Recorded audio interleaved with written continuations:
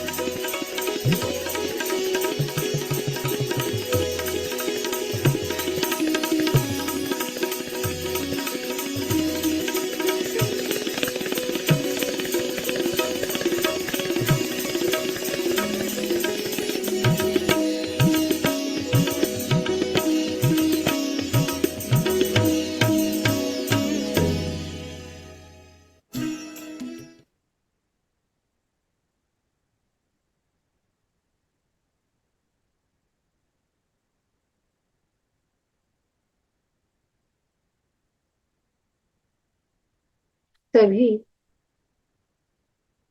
अपने आसपास की अवेयरनेस में वापस आए।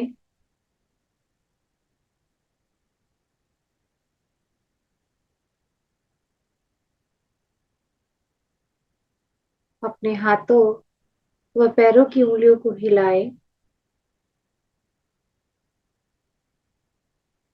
धन्यवाद करें सभी गुरुओं को आज के इस दिव्य ध्यान के लिए, सभी मास्टर्स को धन्यवाद, धन्यवाद, धन्यवाद। धीरे धीरे अपने दोनों हाथों को रब करें। अपने आंखों पर रखें। अपने हाथों के अंदर ही अपनी आंखों को खोलें और इस दिव्य ध्यान से बाहर आए।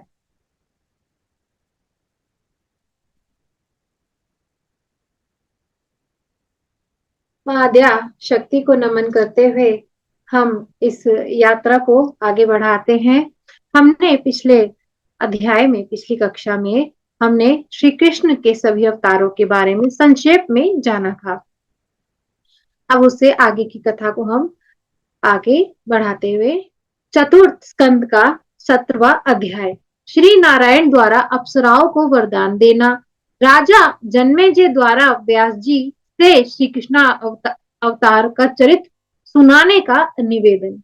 जन्मेजय बोले, हे मुने, आप नर नारायण के आश्रम आई हुई अप्सराओं की चर्चा पहले ही कर चुके हैं, जो काम पीड़ित होकर शांत चित्त मुनि नारायण पर आसक्त हो गई थी। उसके बाद मुनि नारायण उन्हें शाप देने को उद्यत हो गए थे। इस पर कोई भी धर्मवेता नर ने उन्हें ऐसा करने से रोक दिया था। हे मुने, अत्यंत कामासक्त उन अप्सराओं के द्वारा अपने मन में पति रूप संकल्पित किए गए उन मुनि नारायण ने इस विषम संकट के उपस्थित होने पर क्या किया? इंद्र के द्वारा प्रेषित उन वारांगनाओं के बार बार बहुत प्रार्थना करके विवाह के याचित उन भगवान नारायण मुनि ने क्या किया? तो चलिए मित्रों, हम आगे बढ़ते हैं आज चतुर्थ स्कंद के 20वें अध्याय की ओर। व्यास जी द्वारा जन्मेजय को भगवती की महिमा सुनाना तथा कृष्ण अवतार की कथा का उपक्रम। व्यास जी बोले, हे भारत सुनिए, अब मैं आपको पृथ्वी का भार उतारने और कुरुक्षेत्र तथा प्रभास क्षेत्र में योग माया के द्वारा सेना के संहार का वृतांत बताऊंगा। ऋगु के श्राप के प्रताप से महामाया की शक्ति से ही अमित तेजस्वी भगवान विष्णु का आविर्भाव यदुवंश में हुआ था। मेरा यह मानना है कि पृथ्वी का भार उतारना तो निमित्त मात्र था। वस्तुतः योग माया ने ही इस संयोग का विधान कर दिया था कि धरातल पर भगवान विष्णु का अवतार हो। हे राजन, इसमें कैसा आश्चर्य है। वे भगवती योग माया जब ब्रह्मा विष्णु आदि देवताओं को भी निरंतर नचाती रहती है, तब त्रिगुणात्मक सामान्य जन की क्या बात है। उन भगवती ने अपनी रहस्यमय लीला से भगवान विष्णु को भी सम्यक रूप से मल मूत्र तथा स्नायु से भरे गर्भवास में होने वाले दुख को भोगने पर विवश कर दिया था।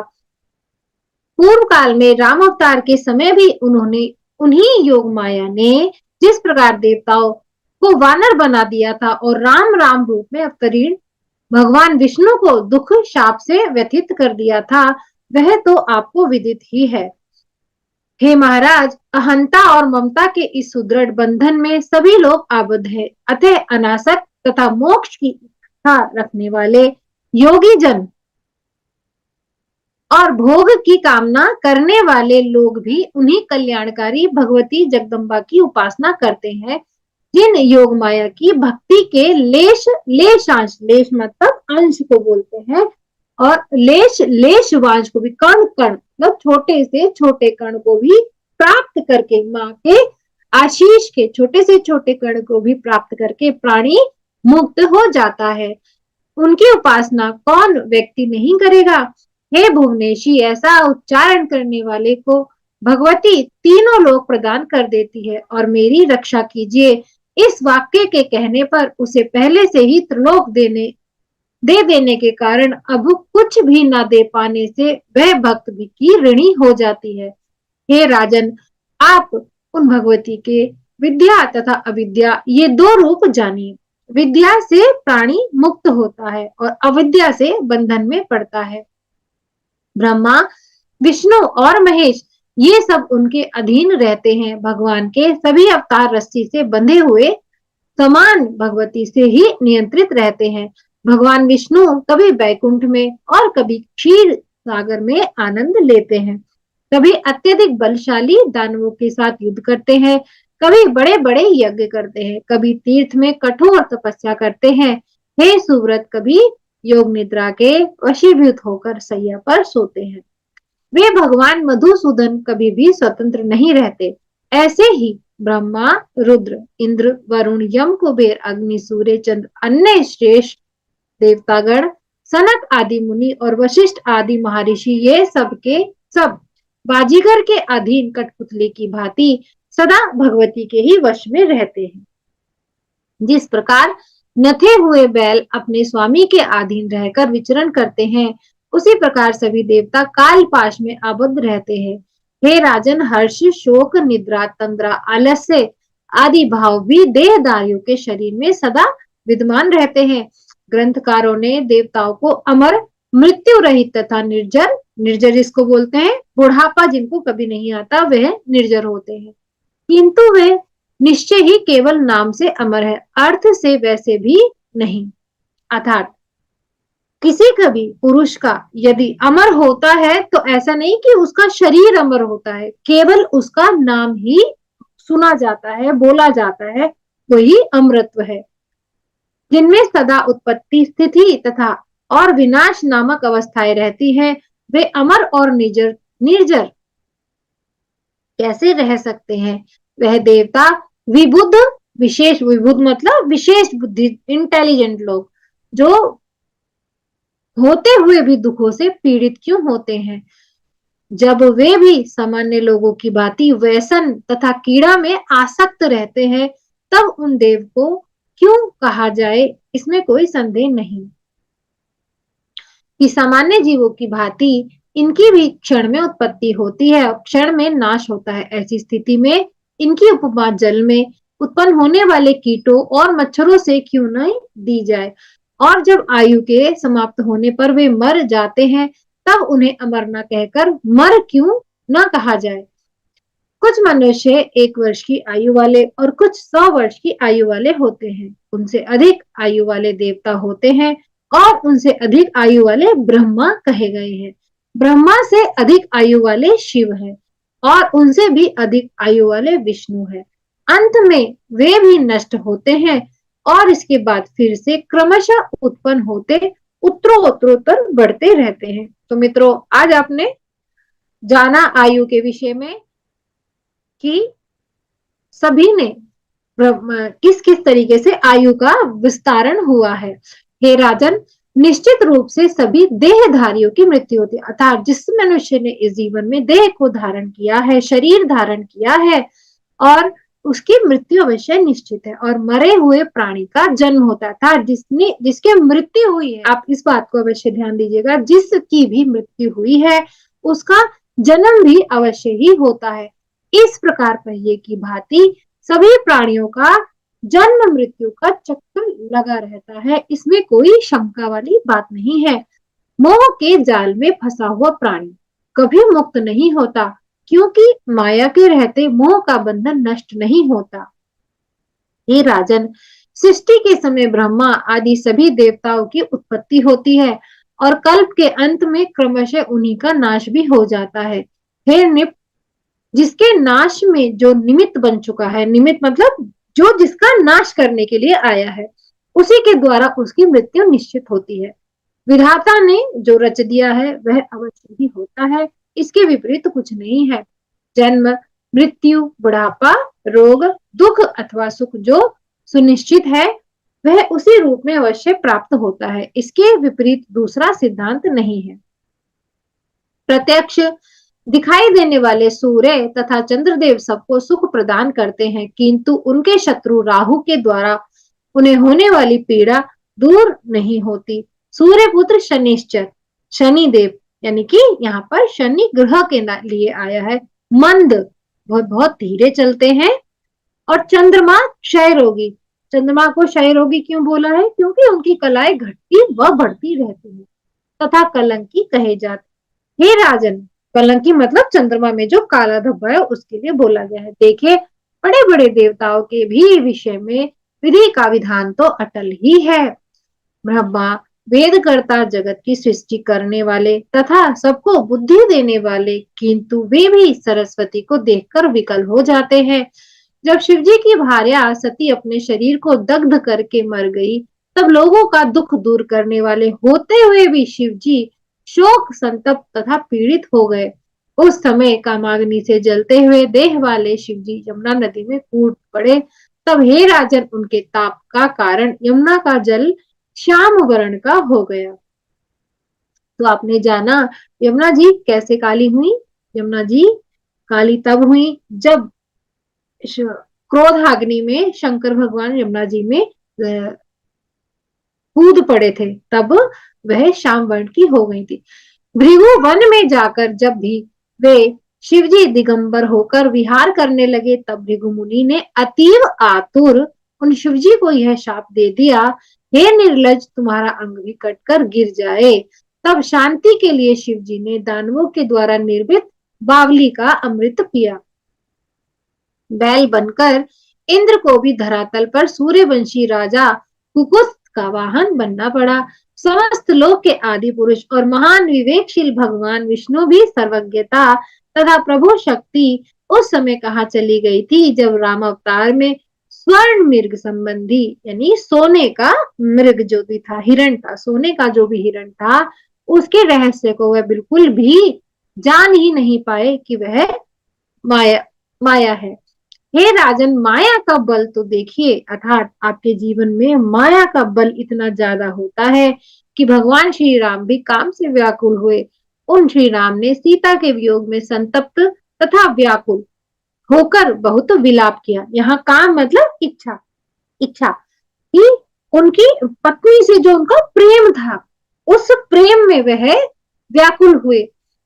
जो विहल जोर जोर से रोते हुए वृक्षों से पूछते, और सीता कहाँ चली गई? उसे कोई हिंसक जंतु तो नहीं खा गया? किसी ने हर तो नहीं लिया? हे लक्ष्मण, मैं तो अपनी भार्या के वियोग में दुखित होकर मर जाऊंगा।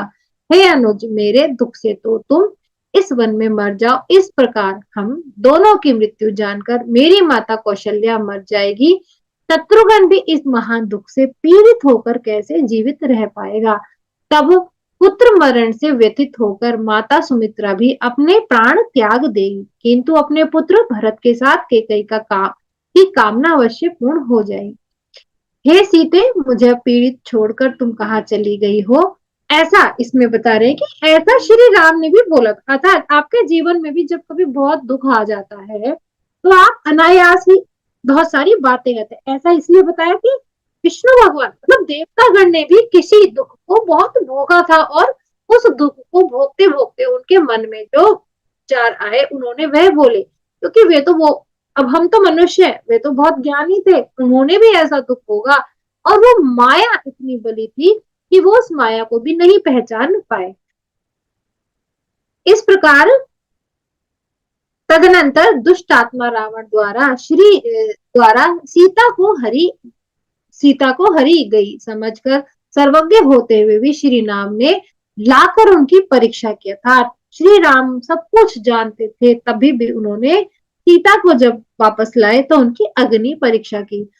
हे महाराज, योग माया की महिमा बहुत बड़ी है। मैं उन योग माया के विषय में क्या कहूँ, जिनके द्वारा नचाया हुआ यह संपूर्ण विश्व निरंतर चक्कर काट रहा है।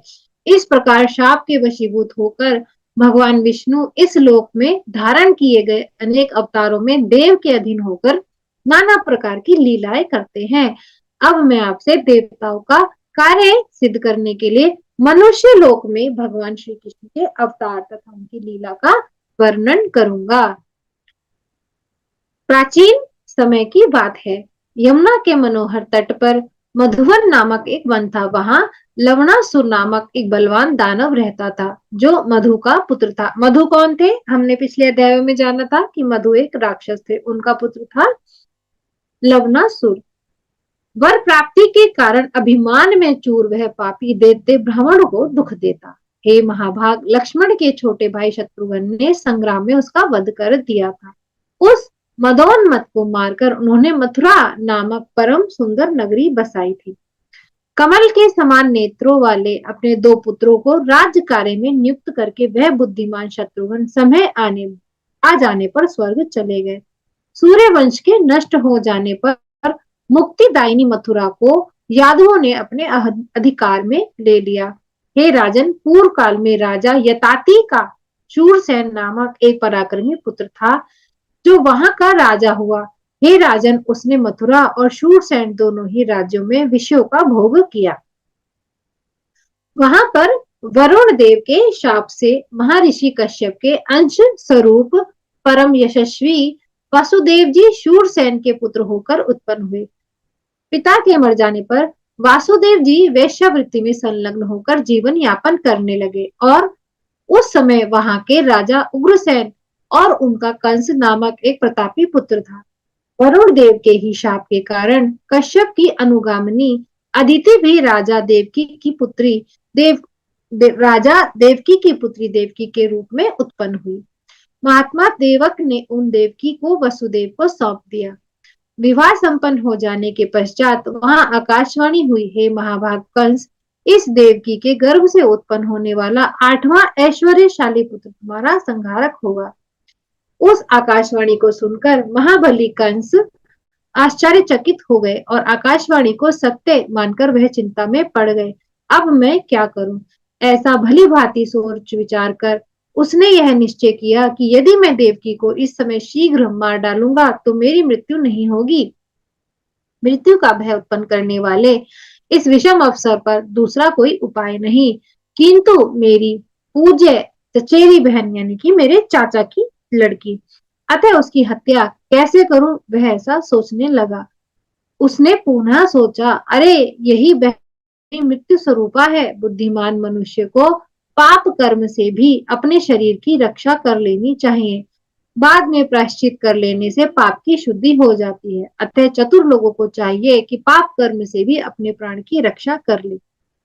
मन में ऐसा सोचकर पापी कंस ने बाल खींचकर सुंदरी देवकी को तुरंत पकड़ लिया। तत्पश्चात म्यान से तलवार निकालकर उसे मारने की इच्छा से बुरे विचारों वाला कंस भी सभी लोगों के सामने ही उस नवविवाहिता देवकी को अपनी ओर खींचने लगा। उसे मारी जाती देखकर लोगों में महान हाहाकार उत्पन्न हो गया। वसुदेव जी के वीर साथीगण धनुष लेकर युद्ध के लिए तैयार हो गए। अद्भुत साहस वाले वे सब कंस से कहने लगे, कृपा करके इसे छोड़ दो। वे देव माता देवकी की को कंस से छुड़ाने लगे। तब शक्तिशाली कंस ने वासुदेव जी के पराक्रमी सहायकों का घोर युद्ध उन सभी में घोर युद्ध होने लगा। उस भीषण लोमहर्षक युद्ध में निरंतर होते रहने पर जो श्रेष्ठ तथा वृद्ध यदुगण थे, यदुगण मतलब यादव थे, उन्होंने कंस को युद्ध करने से रोक दिया। उन्होंने कहा, हे वीर, यह तुम्हारी पूजनीय चचेरी बहन है। इस विवाह उत्सव के शुभ अवसर पर तुम इस अबोध देवकी की हत्या नहीं करनी चाहिए।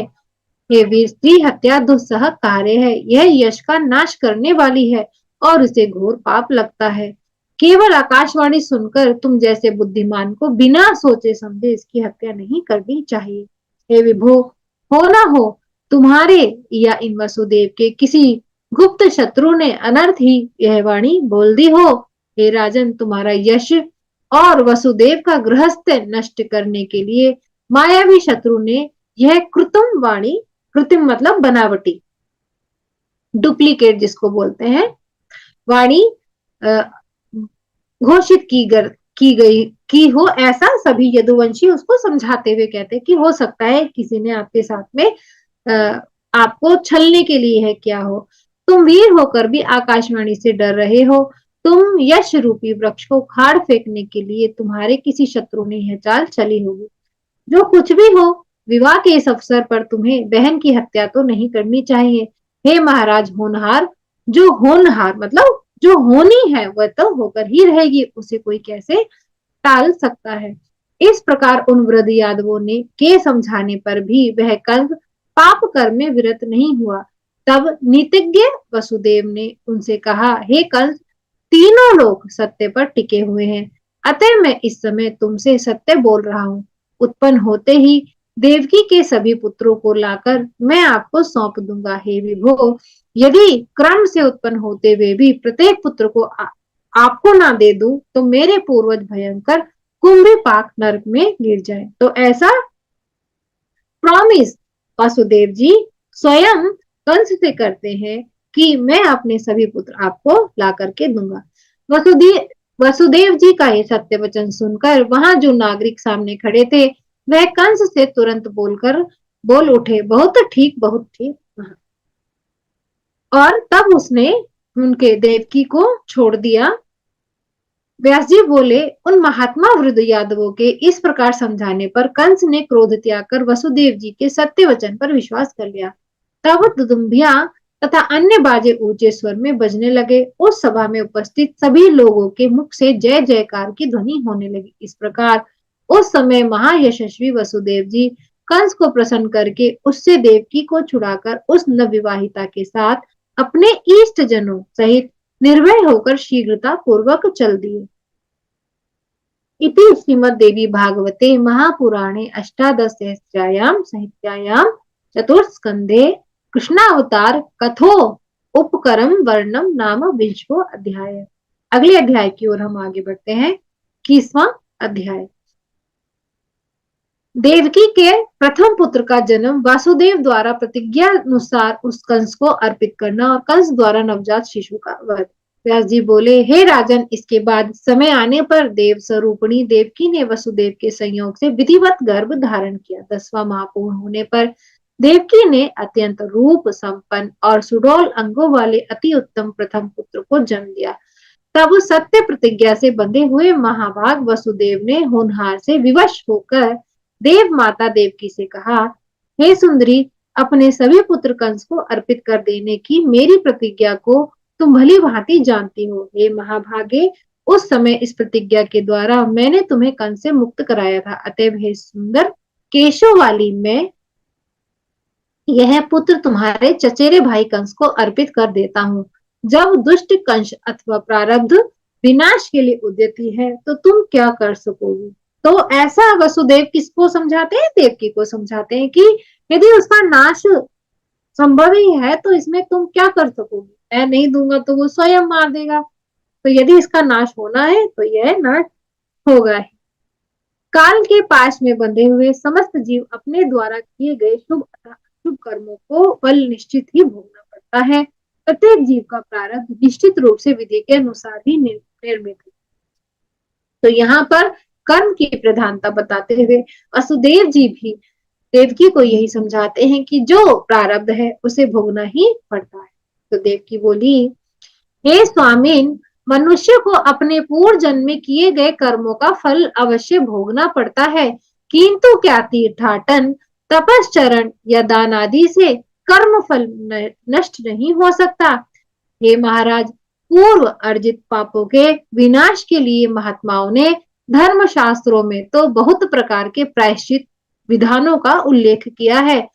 ब्रह्म हत्या करने वाला, स्वर्ण हरने वाला, सुरापान करने वाला, गुरु पत्नी के साथ व्यभिचार करने वाला महापापी भी 12 वर्ष तक का व्रत अनुष्ठान कर लेने पर शुद्ध हो जाता है।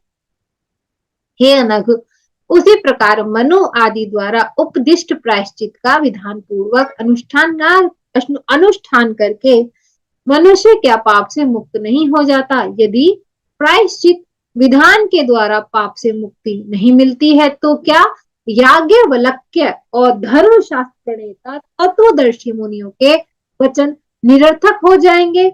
हे स्वामिनी, होनी तो होकर रहती है, स्वामी होनी तो होकर रहती है। यदि यह निश्चित है तब तो यजुर्वेद, आयुर्वेद, मंत्र शास्त्र सब झूठे सिद्ध हो जाएंगे और इस प्रकार भाग्य लेख के समक्ष सब उद्यम उद्यम मतलब प्रयास नष्ट अर्थहीन हो जाएंगे। जो होना है वह अवश्य घटित होता है। यदि यही सत्य है तो सत्कर्मों की ओर प्रवृत्त होना व्यर्थ हो जाएगा और अग्निहोष्टम अर्थात स्वर्ग प्राप्ति के शास्त्र सम्मत साधन भी निरर्थक हो जाएंगे। जब वेद शास्त्र आदि के उपदेश ही व्यर्थ हो गए तब उन प्रमाणों के झूठा होने पर क्या धर्म का समूल नाश नहीं हो जाएगा। उद्यम अर्थात मेहनत करने पर सिद्धि की प्राप्ति अवश्य होती है। अतः अपने मन में भली भांति सोच करके कोई ऐसा उपाय कीजिए जिससे यह मेरा बालक पुत्र बच जाए। किसी कल्याण की इच्छा से यदि झूठ बोल दिया जाए तो इसमें इस प्रकार का कोई दोष नहीं होता, ऐसा विद्वान लोग कहते हैं। अर्थात यहाँ देवकी की ममता छलकती है और वह व्यासुदेव जी से बोलती हैं कि आप कुछ झूठ बोल दीजिए और मेरे पुत्र को बचा लीजिए। वसुदेव बोले, हे महाभागे सुनो, मैं तुमसे सत्य कह रहा हूँ। मनुष्य को परिश्रम करना चाहिए, उसका फल देव के अधीन है। अर्थात किसी भी मनुष्य को अपने कर्म को भोग मतलब उस कर्म को बैलेंस करने के लिए मेहनत अवश्य करनी चाहिए, लेकिन उसका फल देवता के अधीन छोड़ देना चाहिए। प्राचीन तत्ववेताओं ने इस संसार में प्राणियों के 3 प्रकार के कर्म पुराणों तथा शास्त्र में बताए हैं। शास्त्र में 3 प्रकार के कर्म बताए हैं, संचित, प्रारब्ध और वर्तमान। ये 3 प्रकार के कर्म देहधारियों के होते हैं। हे सुजघने, प्राणियों द्वारा संपादित जो भी शुभाशुभ कर्म होते हैं वे बीज का रूप धारण कर लेते हैं और अनेक जन्मों के उपार्जित वे कर्म समय फल पाकर देने के लिए उपस्थित हो जाते हैं। अर्थात जो मनुष्य के जीवन में जो भी चल रहा होता है उसका बीज बहुत पहले ही बोया गया होता है, जिसके कारण वह व्यक्ति उन सबको भोग रहा होता है। जीव अपना पूरा शरीर छोड़कर अपने द्वारा किए गए कर्मों के अधीन होकर स्वर्ग अथवा नरक में जाता है। सुकर्म करने वाला दिव्य जीव दिव्य शरीर प्राप्त करके स्वर्ग में नाना सुखों का भोग करता है और दुष्कर्म करने वाला विषय भोगजन्य यातना देह प्राप्त करके नरक में अनेक प्रकार के कष्ट भोग। इस प्रकार भोग पूर्ण हो जाने पर जब पुनः उसके जन्म का समय आता है तब लिंग देह के साथ संयोग होने पर उसे जीव की संज्ञा दी जाती है। उसी समय जीव का संचित कर्मों से संबंध हो जाता है। तो आपने क्या जाना, आपने जाना जब भी आपकी उत्पत्ति हुई या कोई बच्चा जब भी जन्म लेता है या जब जीव की उत्पत्ति होती है तो वह अपने साथ क्या लाता है, वह अपने साथ संचित कर्मों का संबंध लेके आता है और पुनः लिंग देह के आविर्भाव के समय परमात्मा उन कर्मों के साथ वह उन जीव को जोड़ देते हैं। हे सुलोचने, इस शरीर के द्वारा जीव को संचित, वर्तमान और प्रारब्ध इन 3 प्रकार के शुभ अथवा अशुभ कर्मों को भोगना अवश्य ही पड़ता है। हे भामिनी, केवल वर्तमान कर्म ही प्रायश्चित आदि के द्वारा नष्ट किए जाते हैं। अर्थात इसमें क्या जाना कि आपने जो आज किया, ठीक है, जैसे आपके जीवन में आज कोई भी कार्य किया, आपकी सब्जी खराब हुई या आपसे कोई ऐसा कार्य जो खराब हो गया उसे आप वर्तमान में ही ठीक कर सकते। तो यहाँ बोला केवल वर्तमान के कर्मों को ही प्रायश्चित किया जाता है उपाय से, लेकिन संचित और प्रारब्ध को हमें भोगना ही पड़ता है।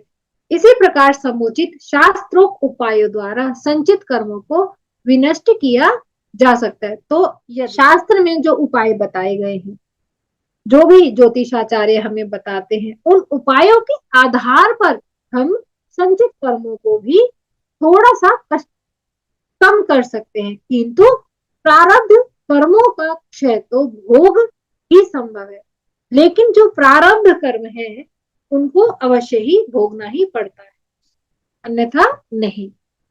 अच्छा देखिए, अब वह प्रारब्ध क्यों आते हैं। देखिए, प्रारब्ध भी जीवन में मनुष्य जब भी कोई जब मनुष्य जन्म लेता है तो उसे बहुत सी बातों को सीखने के लिए, समझने के लिए उसके जीवन में वह कार्य सिद्धि होती है। देखिए, यदि आपको दुख, सुख, खुशी महसूस करनी है तो वह उसका आपके जीवन में होना बहुत जरूरी है, और उस जीवन में प्रारंभ मतलब उस कारण का होना भी बहुत जरूरी है, जिसके कारण आपको वह सुख या दुख भोगना है।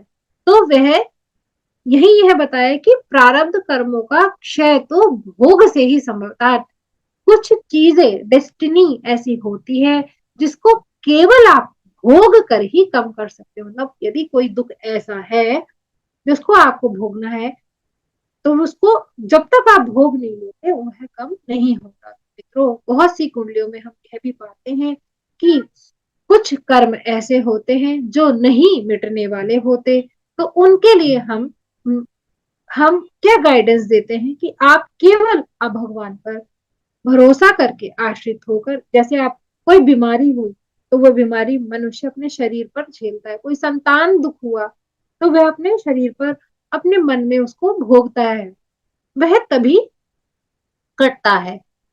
अतएव मुझे तुम्हारे पुत्र को हर प्रकार से कंस को अर्पित कर देना चाहिए। ऐसा करने से मेरा वचन भी मिथ्या नहीं होगा और लोक निंदा का दोष भी मुझे नहीं लगेगा।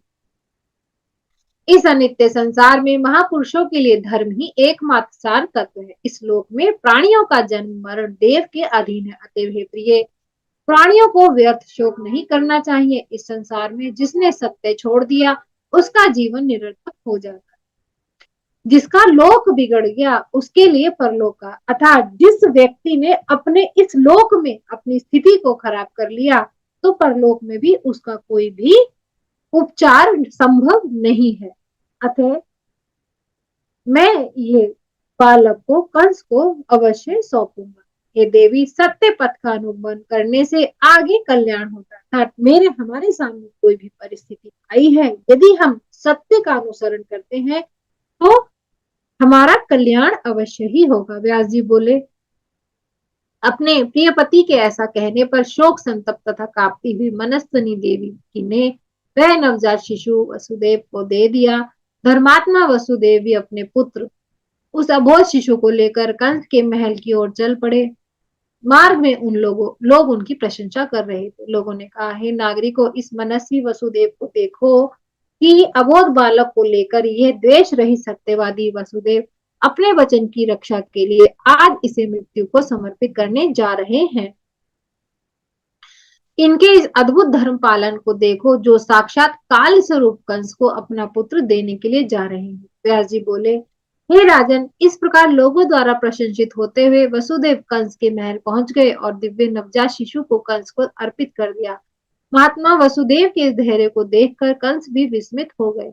उस बालक को अपने हाथों में लेकर कंस ने मुस्कुराते हुए कहा, हे शूर सैन तने, आप धन्य हैं। आज आपके इस पुत्र समर्पण से मैं कृत्य से मैंने अपना महत्व जान लिया। यह बालक मेरी मृत्यु का कारण नहीं, क्योंकि आकाशवाणी के द्वारा देवकी का 8वां पुत्र मेरी मृत्यु का कारण बताया था।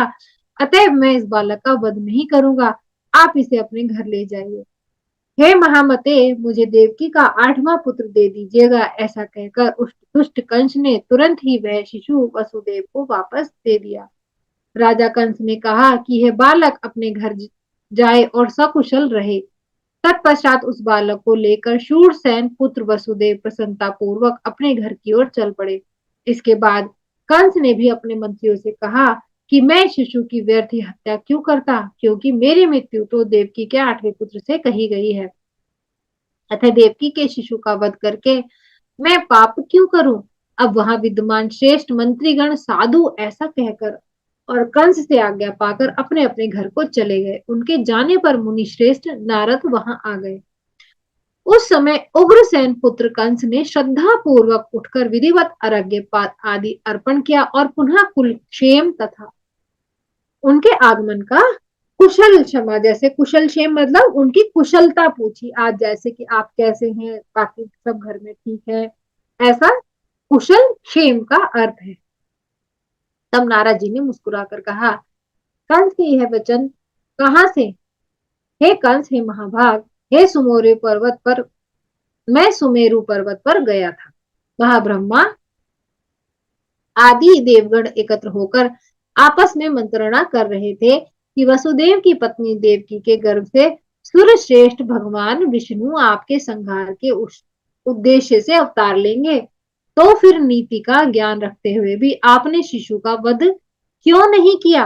कंस बोला, आकाशवाणी के द्वारा बताए गए अपने मृत्यु रूप देवकी के 8वें पुत्र का ही मैं वध करूंगा।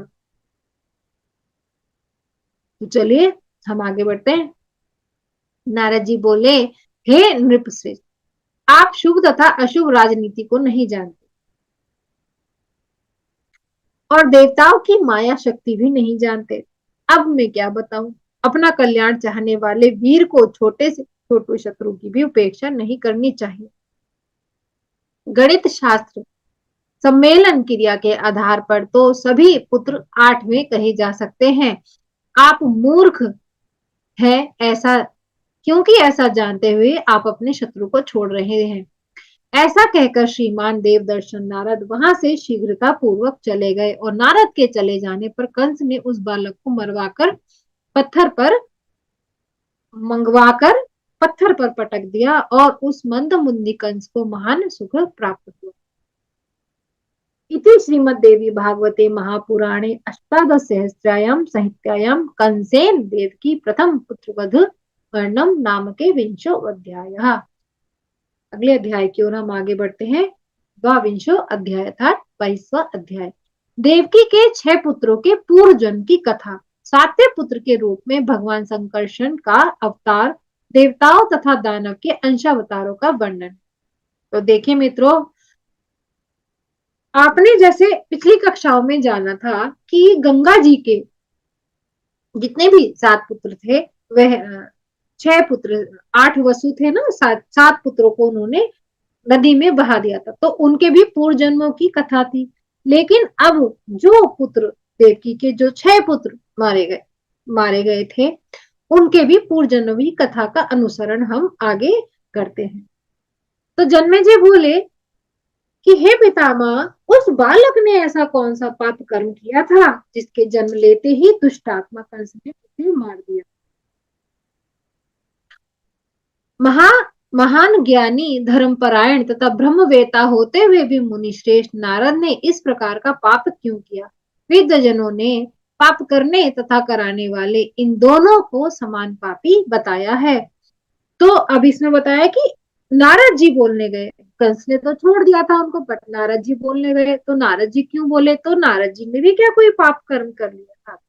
तो उनका कह जन्मेजय बोलते हैं कि पाप करने वाला और पाप करने वाले के साथ देने वाला, उसको सपोर्ट करने वाला भी पापी बताया गया है। तो फिर उन देवऋषि नारद ने उसको दुष्ट कंस को प्रेरित क्यों किया? इस विषय में मुझे महान संदेह हो रहा है। जिस कर्म फल से वह बालक मारा गया उसके बारे में मुझे विस्तार पूर्वक बताइए। व्यास जी बोले,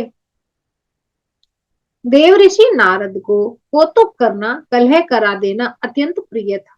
अतः देवताओं का कार्य साधने के लिए उन्होंने उपस्थित होकर यह सब किया। उन मुनि नारद की बुद्धि झूठ बोलने में कभी भी प्रवृत्त नहीं हो सकती। मतलब यहाँ कहना क्या कि वह नारद जी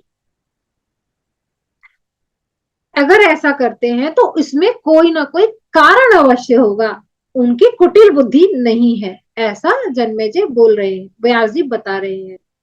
तो इस प्रकार कंस ने देवकी के 6 पुत्रों को बारी बारी जन्म लेते ही मार डाला। तो पूर्व जन्म में प्राप्त शाप के कारण वे 6 बालक जन्म लेते ही मृत्यु को प्राप्त हो गए। हे राजन सुनिए, अब मैं उनके शाप का कारण बताऊंगा।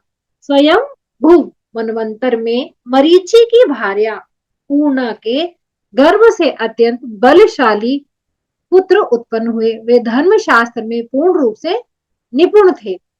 निपुण मतलब एक्सपर्ट थे।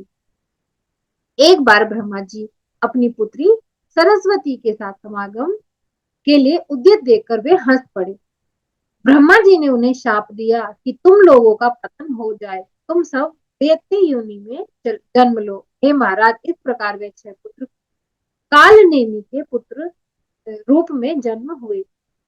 हे राजन, अगले जन्म में पुत्र हुए, उनका पूर्व ज्ञान अभी बना हुआ था, अतः वे सब पूर्व शाप से भयभीत होकर उस जन्म में समाहित चित्त को शांत भाव से तप करने लगे। इससे ब्रह्मा जी अत्यंत प्रसन्न होकर अपने उन छहों को वरदान दे दिया। ब्रह्मा जी बोले, हे महाभाग पुत्रों, मैंने क्रोध में आकर उस समय तुम लोगों को शाप दे दिया था। मैं तुम सभी पर परम प्रसन्न हूँ, अतएव अपना एक वरदान मांगो।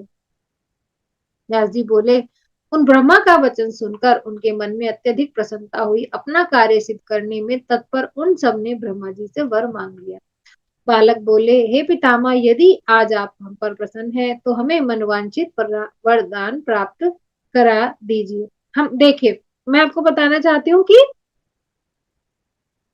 तपस्या करके, ध्यान करके इन्होंने क्या करा, 6 पुत्रों ने क्या करा, अपने उस कर्म को, उसको, अपने शाप को वरदान में परिवर्तित करा लिया। तो मित्रों, ध्यान व तप वह अवस्था होती है जो आपके दुर्भाग्य को भी सौभाग्य में बदल देती है, परिवर्तित कर देती है।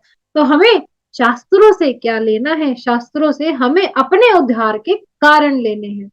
तो हमने देखा कि किस प्रकार उन्होंने तपस्या द्वारा अपने अभिशाप को वरदान में परिवर्तित कर लिया। तो चलिए हम आगे बढ़ते हैं। बालक बोले, हे पितामह, यदि आज आप हम पर प्रसन्न हैं, तो हमें मनोवांछित वरदान दीजिए। हम लोग भी सभी देवताओं, मानव और महानाग ना मार सके। हे पितामह, यहाँ तक कि गंधर्व तथा बड़े से बड़े सिद्ध पुरुषों से भी हमारा वध ना हो सके।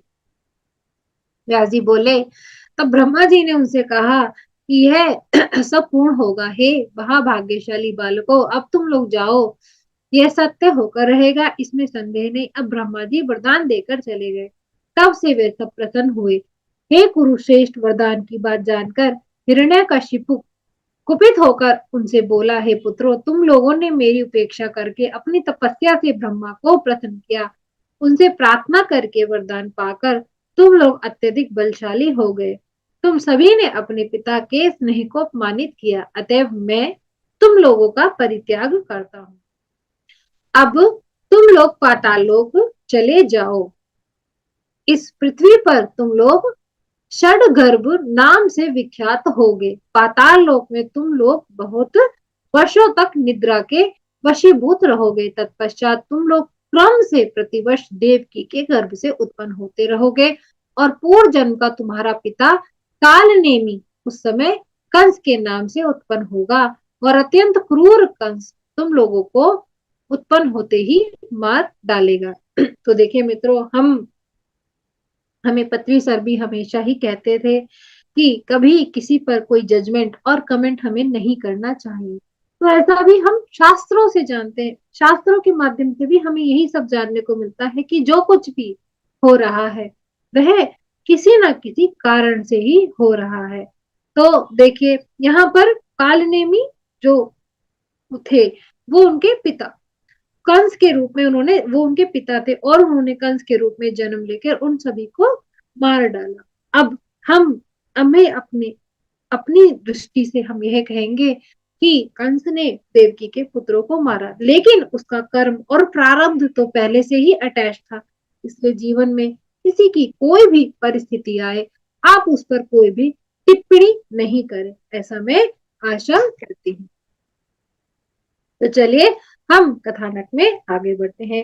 व्यास जी बोले, इस प्रकार हिरण्यकशिपु शापित होकर वे क्रम से एक एक करके देवकी के गर्भ में आते रहे और कंस के पूर्व शाप से प्रेरित होकर षड गर्भ रूप देवकी के पुत्रों का वध करता रहा। इसके बाद शेषनाग के अंशावतार बलभद्र जी देवकी के 7वें गर्भ में आए। तत्पश्चात योग माया ने अपने योग बल से उस गर्भ को परिवर्तित कर दिया और हठात खींचकर उसे रोहिणी के गर्भ में स्थापित कर दिया। इस बीच लोगों को यह बात मालूम हो गई कि 5वें महीने में देवकी का गर्भ सार्व हो गया। कंस भी देवकी के गर्भपात का समाचार जान गया। अपने लिए सुख प्रद समाचार सुनकर वह दुरात्मा कंस बहुत ही प्रसन्न हुआ। उधर देवताओं के कार्य को सिद्ध करने के लिए तथा पृथ्वी का भार उतारने के लिए जगतपति भगवान विष्णु देवकी के 8वें गर्भ में विराजमान हो गए। राजा बोले, हे मुनि श्रेष्ठ, आपने यह बता दिया कि वसुदेव जी महर्षि कश्यप के अंशावतार थे और उनके यहाँ शेषनाग तथा भगवान विष्णु अपने अपने अंशों पर उत्पन्न हुए। हे अनग देवताओं के अन्य जो भी अंशावतार पृथ्वी की प्रार्थना पर उसका भार उतारने के लिए उत्पन्न हुए थे, उन्हें भी मुझे बताइए। तो यहाँ पर राजा जन्मेजय की भी मन में शंकाएं और एक लालच बढ़ता जा रहा है कि विष्णु भगवान तो आ गए, लेकिन हम सभी लोग विष्णु भगवान के साथ धरती का भार उतारने के लिए कौन कौन आए। व्यास जी बोले, हे राजन, देवताओं तथा असुरों के जो जो अंश लोक में विख्यात हुए, उनके विषय में संक्षिप्त रूप में बता रहा हूँ, आप उन्हें सुनिए। वसुदेव कश्यप के अंश से तथा देवकी की अदिति अंश से, तो वसुदेव जी का अंश क्या था? कश्यप। और माँ देवकी कौन थी? अदिति। तो कश्यप और अदिति के अंश से यह दोनों उत्पन्न हुए थे। बलदेव जी कौन किसके अंश थे? वह शेषनाग के अंश थे। अंश किसको बोलेंगे? अंश बोलेंगे अंशानुवृत्ति, मतलब जो बीज था वह कहां से आया। इन सभी के अवतरित हो जाने पर जिन धर्मपुत्र श्रीमान नारायण के विषय में कहा जा चुका है, उन्हीं के अंश से साक्षात भगवान श्री कृष्ण ने अवतार लिया। मुनि वर नारायण के श्री कृष्ण रूप में प्रकट हो जाने पर उनके नर नामक जो छोटे भाई हैं, उनके अंश स्वरूप उनसे अर्जुन का प्राकट्य हुआ। महाराज युधिष्ठिर धर्म के अंश भीमसेन पवन यानी कि वायुदेव के पुत्र तथा माद्री के दोनों महाबली पुत्र नकुल व सहदेव अश्वनी कुमारों के अंश कहे गए। कर्ण सूर्य के अंश से प्रकट हुए और विदुर को धर्म का अंश बताया। द्रोणाचार्य बृहस्पति के अंश से और उनका पुत्र अश्वत्थामा शिव के अंश से उत्पन्न था।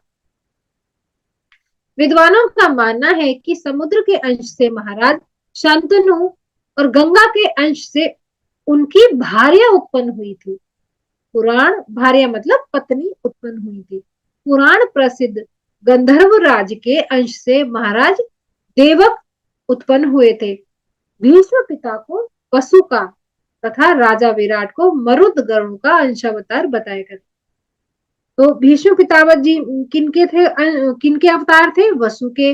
और राजा विराट कौन थे? मरुद गरुड़ के। महाराज धृतराष्ट्र अरिष्ट नेमि के पुत्र हंस के अंश से उत्पन्न हुए थे। जो मुनि अरिष्ट नेमि थे, उनके पुत्र हंस से धृतराष्ट्र की उत्पत्ति हुई थी। कृपाचार्य को मृदुगण का अंश तथा कृतवर्मा को किसी दूसरे मृदुगण का अंश बताया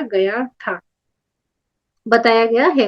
दुर्योधन को कली का अंश बताया गया था। शकुनी को द्वापर का अंश समझिए। प्रसिद्ध सोम चंदन सुवर्चा पृथ्वी पर सोम प्ररु नाम से विख्यात हुए। दृष्टद्युम्न अग्नि तथा शिखंडी राक्षस के अंश से उत्पन्न हुए थे। प्रद्युम्न सनत कुमार के अंश कहे गए। द्रुपद वरुण के अंश थे। द्रौपदी साक्षात लक्ष्मी के अंश से उत्पन्न थी।